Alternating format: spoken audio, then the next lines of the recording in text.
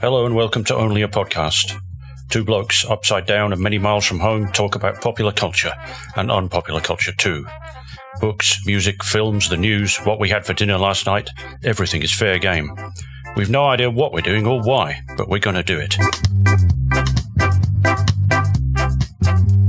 Kia ora koutou. Hello everyone. Welcome to episode 15 of Only a Podcast. We're back. 15? Are we sure? Yeah, I think so. Oh, blimey. Already? Yeah. I know. Crikey. It only seems like we did 14, doesn't it, a while ago? Yeah. So, yeah, that's it. You've been thinking there. I thought I got my numbers wrong. No. Yeah, how you doing, Captain? You all right? Yeah, we're all right. It's getting down into that sort of time of year when it's dark of an evening. So, you know, we don't like that. Winter draws on. Well, absolutely. I've got them on now. Yes, yeah. Exactly. Yeah, it's a bit nippy. We've got snow coming down here, I think, later in the week. Oh, great. Yeah, so that'd be nice. And I'm sort of I'm up the bush, our new house. So, yeah, it gets a bit chilly up here. Not exactly up the bush, but right on the edge of town on the side of a hill. Yeah. So it's in a valley, sort of top of a valley. So, yeah, it gets a bit weathery up here, I think, in the winter. So we'll see. Yeah. Yeah, so what have you been up to? Anything exciting? What have I been up to? Well, got some visitors, as I said to you earlier, and we're hoping that they didn't catch anything on the plane when they came over. So we're sort of slightly tense in the house at the moment from that point of view. But we've been still getting out and doing the cultural things. So quite a bit to report on today, and I think you have as well. Yeah, I've got quite a bit. There's always a bit, isn't there? I sort of have my little notebook very close by now. Whenever something pops into my mind, I'll write it down. So to give us a bit of content for the podcast. I always have a bit more actually, but a lot of stuff doesn't make it. Yeah, I've had one thing on the agenda for the last three, and I haven't talked about it yet. So I will at some point. Cool. All right. Without further ado, we'll get into it, shall we? Yeah. So what are we going to do? Okay, what do I go on the first thing? A bit of music. From England's finest living electric guitarist, brackets, trademark, closed brackets, Richard Thompson. Hooray. We love Richard. What a guitarist he is. Composer and singer and what have you. He did the looper pedal thing long before old Ed wasn't he? Yeah. And what's happened is that he did a soundtrack album for a film called Grizzly Man in 2005. And as happens quite often these days, it's been re-released so they can stick it on vinyl, I guess, and sell it. And it's great. It's a film about a guy called Timothy Treadwell, who was an American bear enthusiast and environmentalist and a filmmaker who lived out in the wilds and met a tragic end from, guess what, a bear, unfortunately. But good doco, and Mr. Thompson agreed to work with the director, Werner Herzog, to make a soundtrack, and they did it the old-fashioned way by putting a screen up in the studio and playing along to the film as it went. And they spent 2 days just recording and improvising scenes from the movie, which is an amazing thing. Along with a couple of collaborators, Henry Kaiser, who's a sort of avant-garde guitarist, musician, composer, etc. Jim O'Rourke, and another couple of musicians whose name escapes me at the moment, who played cello and double bass, and they all riff away on the goings-on on the screen. And it's for fans of atmospheric instrumental music, and also you guitar wranglers out there. It's definitely worth a listen, because Mr. Thompson is pulling off some quite extraordinary things, making this music as the film plays. And it's been good. Instrumental music, always good to sort of, if you're getting into a bit of work on your computer and you can't be, you don't want to be distracted. Always a good thing. So, that's give it a go. That's never been done before. Just jammed the soundtrack to a movie while just watching the movie. Yeah. That's ever been done before. I mean, it's quite something. That I can imagine it being done in the past to sort of, obviously it has with orchestras in front of the screen and scripted things to play along to. But I imagine it has been done. But there probably wasn't much choice in the olden days, I suppose, as well. Yeah. Technology-wise. I remember going to, I remember, slightly off topic, I remember going to a Buster Keaton season at the Barbican in London with a live pianist, which was amazing, bashing away on his upright piano as the film played. That was pretty cool. But this is, I guess, a different level of stuff. Yeah, I think there was something. Was it here or was it in the UK? I can't remember. I think it was in the UK. And one of the big orchestras did a tour where there was a screening of, I think it was Jaws. Yeah. Yeah. With live music. Played live, yeah. Pretty cool. Cool. That's good. Yeah. Oh, right. Okay. Yeah, good one. I've got a bit of, not really admin to do, but I've got a bit of a shout out to do to Craig, regular friend of the show, Craig. Cool. He sent me some music recommendations, which I'll share. I've listened to them all. They're all great. They're all that kind of, 21st century folk music kind of stuff. Someone called Faye Webster, right, who was from a band, and I didn't write down what the band was. I'm not familiar with her, but it's that kind of female folky thing. A new album called Car Therapy Sessions EP. It's very nice. Sort of that nice girly folk music stuff. There's a new Arcade Fire album out called We. I don't know if I like Arcade Fire or not. I can listen to them, but I don't know if I like them. I'm not sure. I haven't yet gone there. They kind of lost me a couple of albums ago. Yeah. Although, that said, I did see them once, and they are, certainly were, fantastic as a live band. There's all sorts going on the stage. Yeah. It's one of those great ones. I've never really got into them, but I think I bought one of their albums. Maybe it was their first album. I can't remember. I think that was the last CD I ever bought. Oh, I think. There you go. Yeah, wow. I think it was, because that was the early days of Spotify, wasn't it? I think that might have been the last CD I ever bought. But anyway, so there was that. And Midlake, the new Midlake album, again, that folk thing. Yeah. For the Sake of Bethel Woods is the name of the album. Again, you know what you're going to get with acts like Midlake, don't you? And it doesn't really let you down. So yeah, thanks, Craig, for those recommendations. It's good. Over to the news desk. Well, it's the same desk. Okay. It's the news desk. A few things happened this week.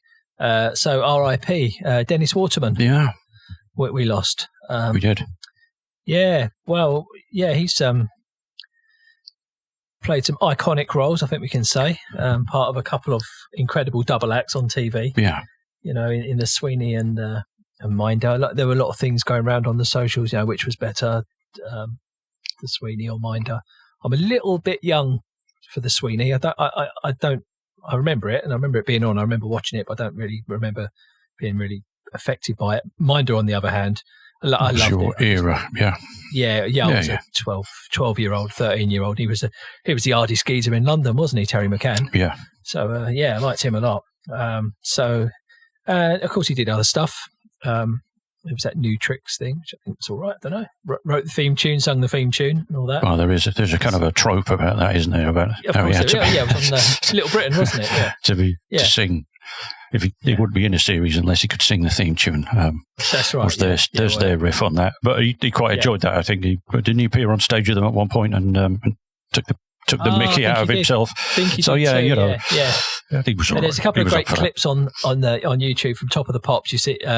Doing I Could Be So Good For You. There's another absolute gem, which I stumbled across a couple of years ago. I found it, but it's resurfaced again now with him and Arthur Daly in character. Did a Christmas single. Oh, right. Called What Are We Going to Get For Her Indoors? Oh, blimey. It doesn't sound great. Sure. It was about buying her indoors a Christmas present. Yeah. So it's we'll link that. It's a bit of fun. Maybe I should make me think now. I should go back to the Sweeney and start watching a few of the old series. They must be out there somewhere, and just to see if my memory tallies with what it was like.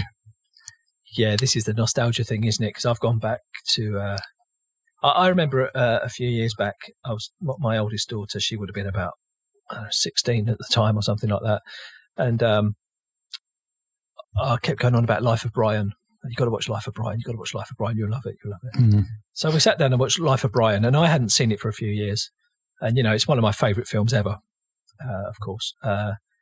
And she didn't laugh once, and neither did I, really. It wasn't there anymore. I don't know why. So I've probably seen it 20 times, but I had a little bit of a break, and it just didn't really work for me. All right. Which was a bit strange. Yeah. I don't know how that happened. Well, we had a similar experience with Pulp Fiction. And the daughter. We've got, you should watch this. We should all sit around and watch this together because she introduced us to Marvel Cinematic Universe and one or two other things. So we picked a classic of the past out of the DVD box. There you go. And it was not appreciated at all. You can't say these things. You can't say the N word. And she that spoilt it for her. With part of it being of its time and being said by people like Samuel L. Jackson, and interesting. She didn't like that bit one bit. Yeah, we've been saying to our girls, just wait till you're old enough. We'll watch Pulp Fiction. You'll love it, but maybe not. No, maybe not. I don't know. They're a little bit more.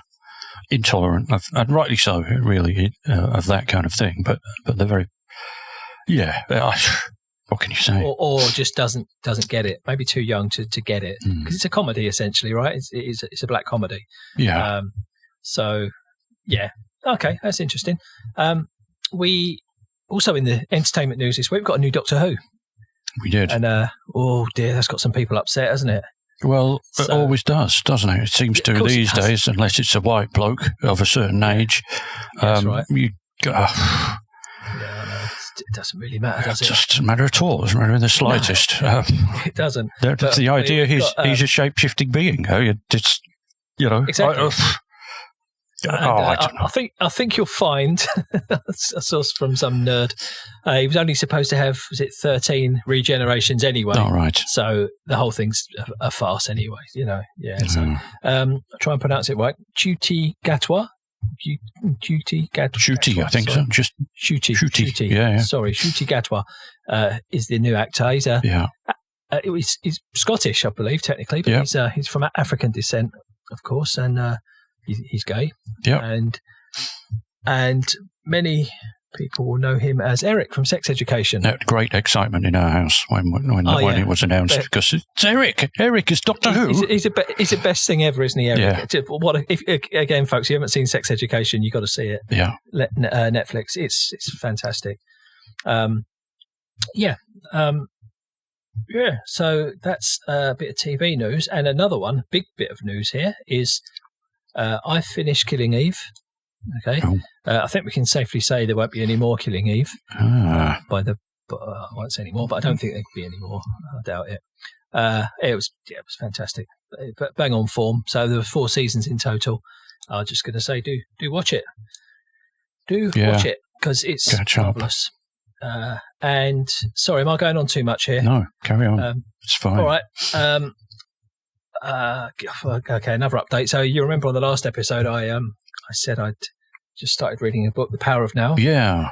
A Guide to Spiritual Enlightenment, and I posted something on the socials earlier. Yeah. A rare selfie. And you look slightly baffled. Yeah. Spiritually enlightened. Don't know. What can I say? I can't really give a review of this book because I've got to read it again. I mean, I devoured it. I read it in about a week. So, I've got to read it again. But yeah, it's just all about now, really, because the past doesn't exist. The future doesn't exist. The only thing that exists is now, and it's always now. Yeah. So that's what you need to think about is now. You don't need to think about the past. That's true. Future. Yeah. Yeah, because the past leads to depression and the future leads to anxiety. So just think about now. Yeah, it's true. In a nutshell. But yeah, a good read. But I didn't get it all. And there is a bit, it gets a little bit, it's interesting. It talks about God, but it's not religious. He just uses God as a catch-all term for enlightenment and all that kind of business. But that, and it's all a bit new age for me. I had acupuncture yesterday as well, but I've done my back in. Oh. So I'm but quite badly. It's been like 2 weeks now, and lying there with 30 needles in my back yesterday. That was fun. Well, yeah. Fun. But Yeah. as long as it works, we're fine. Well, yeah. I mean, I felt a prick at first. You would. But I soon got used to it. Yeah. So The Power of Now. And I've started a new book called A Sting in the Tail by a guy called Dave Goulson. It's a book it's kind of a memoir, I think, about a guy who's really into bees, about beekeeping and about bumblebees specifically. So, yeah, why not? I thought it's that or Rod Stewart's autobiography. Oh. Which do you go for? Bumblebees or Rod? Okay. Yeah. So, and lastly, on the up and coming. Well, I don't know if you've seen this, Captain. We haven't discussed this. No, what's coming? There's a new movie on the way. A sequel. Yes. Spinal Tap. Oh, yeah, I did see that. And I thought, really? Yeah, I know.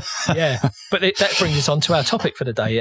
But yeah, it's due out in 2024. Same director, Rob Reiner. It's same actors, Christopher Guest as Nigel Tufnell, Harry Shearer as Derek Smalls, and Michael McKean as David St. Hubbins, and a drummer. Yeah. Well unfortunately, the drummer did actually pass away recently, didn't he? That's right. The actor that played him. So not only did they all die in strange ways in film, but the actual actor I can't remember his name. No. 10 points out there, listeners, if you know that one. He's not going to be around, which is a bit sad, really. Yeah. They'll have to find somebody else. Yeah. Yeah. So, God, sorry about that. I said a bit too much there, didn't I? No, that's all right. That's all right. I didn't even say everything I wrote down. So anyway, speaking of Spinal Tap, aging rockers. Yeah. If we have a theme, I suppose we've got a bit of a theme for today's show. Or I think we want to introduce a theme and maybe make a thread out of it. Yeah. Get some feedback from the punters out there. Yeah. So aging rockers. So I watched on YouTube a few days back the Justin Hawkins Rides Again show, which you introduced me to. Yeah. Fantastic. He was talking about Bon Jovi. There's a clip of Bon Jovi. Yeah. Jon Bon Jovi performing, and he is, shall we say, not at his best vocally. No. And then coincidentally, subsequently, I saw a couple of days later The Who on YouTube again. They're doing some gigs at the moment, some festivals and things. And, it was The Who, but it was really lacking energy. It just wasn't happening. It wasn't The Who. Zach Starkey on drums, he was giving it plenty, but it was just, these guys, they're in their 70s, I suppose, aren't they? So, it got me thinking, and I said to you, what do you reckon? We should talk about, aging rockers. Should they still be out there? Should they still be doing it? Should they retire gracefully? We put the question out on the socials as well. My good friend Hannah, I don't know if you saw her response on Facebook, Captain. No, why would you want to go to Facebook? She said, don't you dare mention Paul McCartney in this. Okay. Because I don't know if you saw that clip that was a little bit viral of Paul McCartney. I think he had a sore throat or something. He doesn't normally let you down, does he? But he gave a pretty shocking vocal performance on a recent gig, didn't he? Not so much, but he's 80. Exactly. It's going to, your powers are going to wane. They are very slightly. But then should you be doing the same age. thing, or should he be sitting around with acoustic guitars and doing that rather than a big stage? Well, yeah, that was one of Justin's ideas, wasn't it? Basically, that should you drop down a key or something like that. Surely there are ways you can work your way around this. Yeah. Freddie Mercury, when he knew he was ill, did change the way he sung certain songs, even at Live Aid, where slightly different. You could tell he was going for different ways of finishing a line and that kind of thing. So just go down rather than up. So it can be done, but the main example that I know about personal experience of actually going to see the guy a couple of times was B.B. King, who I saw in, I think, 1999 when he was 75. The side issue, it's the only gig I've ever been to with my dad. So it was great. He was coming down to see me. BB was on at the same time. I said, shall I get some tickets? Yeah, of course. So we went along. He was 75, as I say, and he was still great at that time. Sure enough, he sat down for pretty much all of the gig. well, there you go. He's a big chap. Yep. He's getting on a bit. That's all right. But his voice was still good. His hands were intact. The famous guitar tone from Lucille was all present and correct. He could still do it. He could still rip out solos. He was joking around quite a bit, and it didn't seem to be that rehearsed. Although he did tell the it's good to be here, but at my age, it's good to be anywhere. Chestnut, which he must have told for about 30 years. So he was great. But to move forward in that, he played here in New Zealand in 2011, which I didn't go to. I remember reading some of the reviews, and he was 85 or so by that time. And his powers had not just waned, but I think it was quite shocking to some people who went to see him. And I think it was at the insistence of a couple of managers that he still went out on the road. Now, I know that BB's got a big family to support and all that kind of thing, so maybe there was something of that in it too. And you kind of wanted to like it because you think, well, he's still going out at 85, he's a legend. And there's one point of view, I guess, well, fair enough. If that's what it's all about, if it's claiming a legend, then that's fine. You can go and do that. But in this particular case, it wasn't good for him or us, and we didn't get, it seems, even at one iota of the best of B.B. King. What we got was just a shell of a man, and it was sad that he had to traipse him around the world to do it. And he died, I think, about 4 years after that. Right. In that particular case, he shouldn't have been out there, I don't think. I wonder if they have, apart from unscrupulous advisors, I wonder if they have contractual obligations or something. They need to do a world tour every 5 years or something. Yeah, you're not. If you do an album, you've got to support it, and maybe contracts, and that's where he got it all from. But it was sad. I think that's the only word you could say for it. So in that particular case, I think there were reasons for not doing it, as opposed to just changing with age, which comes to us all, or just the personal opinion that we have of bands that shouldn't really be doing it anymore. I've written one down here, and this may be incredibly unfair and it may upset people, but the Black Keys. The blues rocking. Are they that old? The blues rocking blues duo. No, they're not that old. No. But, I was onto them from, I think their second album, Thick Freakness, was terrific stuff. But it's, I know they've been huge since then. What was the album called? El Camino. Massive record. But it doesn't change. And it's my personal opinion that they've done all the blues rocking things that need to be done by the Black Keys. And another Black Keys album is going to sound an awful lot like previous ones. You can only take it so far, that format, can't you? Yeah, there's only two of you. I mean, I know they've enlisted, other musicians and done production effects and that kind of thing. Danger Mouse produced one of those albums. Did he produce El Camino as well?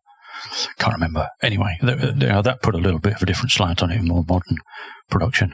But yeah, how much more duo-based blues rocking can you take? And the answer for me is not a lot. Yeah. But that's a different thing. That's just my personal opinion. I'm just trying to think. I don't think I've ever been to a concert of an aged legend. I don't think I've never seen the Rolling Stones. You go. I've never seen Paul McCartney, sadly. Any of those, I've not. No, I haven't. I've never wanted to, but I think I would now. If the Rolling Stones came to town, I think I would now, just because. But I've had so many opportunities over the years to see them. Yeah, I never have. I did see them in 1990. That is a heck of a long time ago, and they were, 20 odd years they'd been going a heck of a long time then. And it wasn't with Bill. It was with Darryl Jones on bass. And I thought, I've got to go, as you say, I've got to go see them. even 30 years ago, I was thinking, I better see them before they pack it in. 30 years ago. Yeah. But I thought I would enjoy it. It's the Stones. But I enjoyed it an awful lot more than I thought I did. I think it was fantastic. Yeah. They were supported by the Black Crowes, which was also pretty good as a support band. It was the old Wembley, and it was good. About 30 years on. Wow. Yeah, they're still out there doing it. Mick Jagger's fit as a flea, isn't he? So is Keith, it seems. Yeah, no Charlie, but they're going to get no Charlie. They're going to get Keith's mate, Steve Jordan, who's played with a lot of people to hang out on bass. So that should be a fairly crack rhythm section there with Darryl Jones and Steve Jordan. That's a good unit. That's a good foundation to put stuff on top of. It's going to be solid. So it'll be interesting. Yeah. So I don't know how I feel about this. The thing is as well, if you're getting, I sort of the nature of the sort of videos I watch on YouTube. You get suggested things in your feed, don't you? And there's a guy there, and he kind of analyzes music. Like on a technical level, sort of oscilloscope kind of stuff. He sort of analyses music, and he can tell what's been auto-tuned and what hasn't. Yeah. Michael Bublé, for example, clearly is auto-tuned, live as well as recorded. He compares, say, Freddie Mercury, who obviously wasn't auto-tuned, to Michael Bublé in one of his videos. And Freddie Mercury's singing from a technical perspective was pretty dreadful.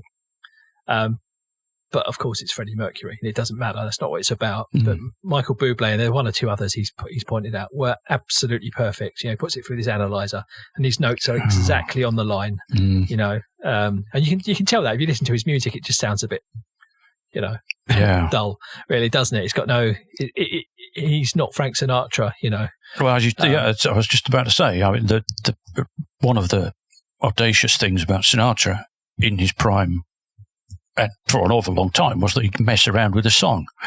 And it wasn't, he could sort of flex his way around the beat and jam it a bit, the syllables and stretch some out. And if you've run it through an auto-tune, you're not going to be doing that because it could sound a bit weird. Yeah, it'll stuff it up. Yeah, because it does go weird. That he showed a couple of clips of Michael Bublé live, and these auto-tunes aren't flawless. They can go wrong, and you hear these weird notes. Which just reminded me of something I was going to say about these some of these aging rockers. Bob Dylan springs to mind. You see them performing live now, or see video of them performing live, and Bob Dylan's classic for this. All of his songs, his entire thousands of songs back catalogue, he chooses to sing these ones at the concert. They've all got the same melody. The melody's nothing like the original. No. They all got the same melody to them. And Mick Jagger does that a wee bit as well with some of the Stones songs. I suppose when you've sung a song 10,000 times, well, you've got license to mess about with it. That was my theory. I did see Bob, crikey, 15 years ago. Blimey. And he just she acts like we never have met to the tune of Cindy Incidentally. Stuff like that. It's just something I'm going to mess around with this. I've done it a million times. And there were people who went to that concert who were outraged that they didn't get it like it was on the best of, which they should have gone home to listen to anyway with their glass of wine and your slippers. Just listen to your best of Bob CDs if you don't want to see a live performance where risks are going to be taken. And, he's basically, although you don't necessarily notice, he's watched like a hawk by the crack band that he's with because he just goes away and does odd things or it won't all come off. And the guitarists are watching Bob's left hand if he's playing guitar to see where the chords are going. It's all edgy and it makes it so much better. I just laughed out loud at a couple of points. It was so outrageous the changes that he'd made. People would wait for several bars before they could recognise what the song was. And they'd think, "Oh yeah, that's that one." It's a Ballad of a Thin Man. It's just great. I do wonder, especially in Dylan's case, is he just taking the piss? I don't think so. Well, maybe sometimes. He's a cynical bugger, isn't he? Possibly. I wonder if he's doing it to possibly just take the piss, just to be They really didn't. March. They didn't clap loud enough last time I was here, so I'll just mess them about a bit. Yeah, maybe I don't know. Yeah, but I'm glad I've seen him. It was edgy. It was good. Yeah, good. So maybe my message to all the old rockers that are listening: maybe you could buy an auto-tune unit, maybe to keep the punters happy. Maybe because we saw Jon Bon Jovi and it wasn't pleasant, was it? No. And he'd come down a couple of keys as well, I think. Yeah. A couple of semitones. Yeah. Have you seen that video, the Justin Hawkins one? With Yeah. He shows that puddle of mud clip. No, there are several ones. That, the guy trying to do the Nirvana song. The Nirvana song about a girl. Yeah. Ooh, ouch. Yeah. It's a bit toppy for you, mate. It's a bit out. I mean, that's I mean, okay. He's not obviously past it. Do your own stuff, mate. Carry on. But choose your song. But maybe rehearse it first. Because fine. It's only 3 chords. Didn't seem like he had. Anyway. But there we go. So, all right. So, I think we could keep this one going. So, let us know if you've got any stories. About good or bad, if you want to defend the old crusties for still being out there doing it, or if you reckon they ought to retire and give the kids a chance, let us know. Maybe you went to see someone who did it differently, or did it badly, or did it great. Did better than you thought. Let us know. Let us know your pluses and minuses for all these old because there are pluses. heroes. I guess we haven't really gone anywhere near the pluses, have we? People like Springsteen, they're still doing it, right? And there must be more. The Ken Dodd of American rock. Basically, you just carry on for 3.5 hours. You're not going home till he's done everything in the tank. Great. Yeah, it's good. Yeah, it is. Stuff. Yeah, so let us know. You can find us at Only a Podcast on all the socials and Facebook, and email us if you want to do that. hello@onlyapodcast.com. Yeah. I've got we're almost done. I've got one more thing. Yeah. Which is a film. We're having visitors. We all went out to cinema last night, which was quite good. And we saw one of the more bizarre films I've seen for a long time. A time-shifting tale called Everything Everywhere All at Once. And you've obviously seen it in the cinema adverts. And folks, I'm going to read some stuff here because I tried to write down some notes. And I couldn't. It would just take me so long to explain. It's almost as long as a film. So I'm going to try and keep it short, and I'm going to use snippets of reviews. So the star of it is Michelle Yeoh, who was in Crouching Tiger, Hidden Dragon, and many other martial arts epics. But in this particular one, she does do martial arts. That's not a spoiler.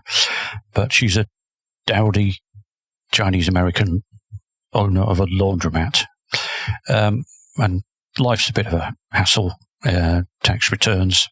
Jamie Lee Curtis plays an incredibly dowdy tax assessor.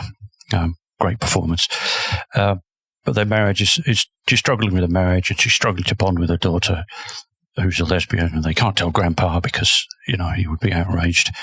But then I'm going to read this. The version of her husband from another part of the multiverse informs her that she is the key to saving the world. Oh my God. Which freaks her out a bit, as you would expect.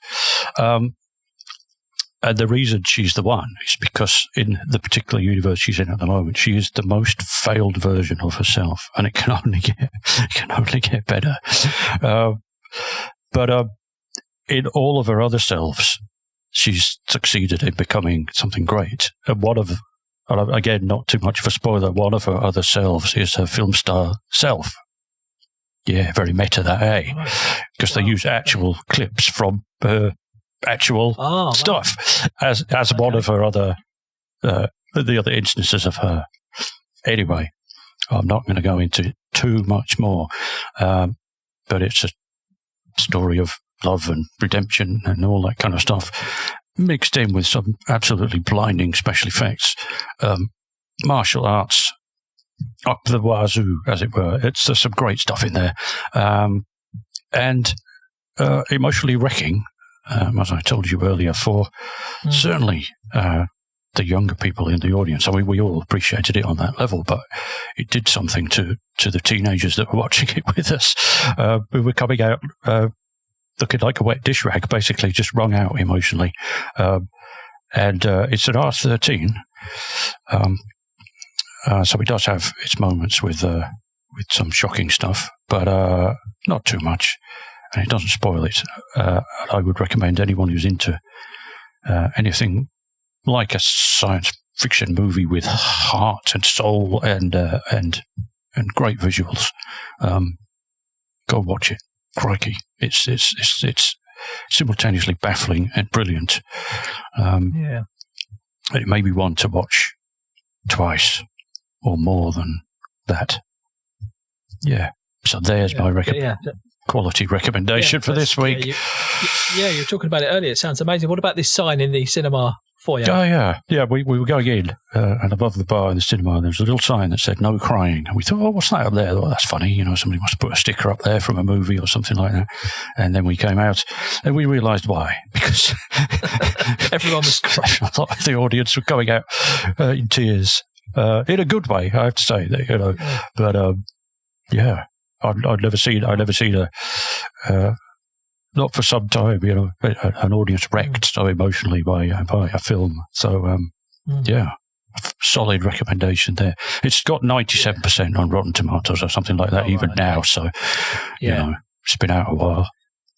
Go see it. I don't think a film's made me cry like that since Mamma Mia. Well, and I realise those 98 minutes of my life are gone. Yeah. This is quite a lot of minutes. Actually, it's 140. Yeah. But okay, right. That's be prepared. Nowadays, right? Large box of tissues to be taken with you as well. Good. Yeah, good stuff. Sure. We'll check that out. Do. Okay. I reckon that's about it. I just need to tell you about my neighbour. I told you about my neighbour. No, I'm in a new neighbour. So there's a German Shepherd next door. Yeah. Every day he jumps over the fence, has a crap on our lawn. Bloody nightmare. But it's got worse. His dog has started doing it now as well. Things they teach him. So I have to pick it up with a shovel. All this poo. Oh. The wife said, "Why don't you just throw it over the fence?" So I did. Now my shovel's in the neighbour's garden. I've still got poo on my lawn. You got two jokes. Yeah, 2 jokes the price of one. two for the price of one. Well, you're not paying for it anyway, so yeah. Exactly. So that's a bargain. Yeah. So okay, we've done enough. Thanks for listening, everyone. Yeah. Do get in touch.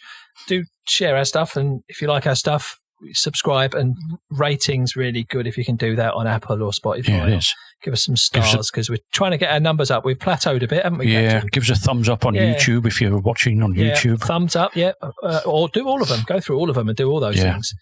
Do that. Yeah, so that will be appreciated. But thanks for listening, folks, and we'll see you soon. See you next time. Say goodbye, Captain. Goodbye, Captain. See you guys. You've been listening to Only a Podcast. If you would like to get in touch and share your feedback and ideas, we'd love to hear from you. Go to onlyapodcast.com, or you can find us at Only a Podcast on Twitter and Instagram, or via our Facebook page. Remember, it's only a podcast.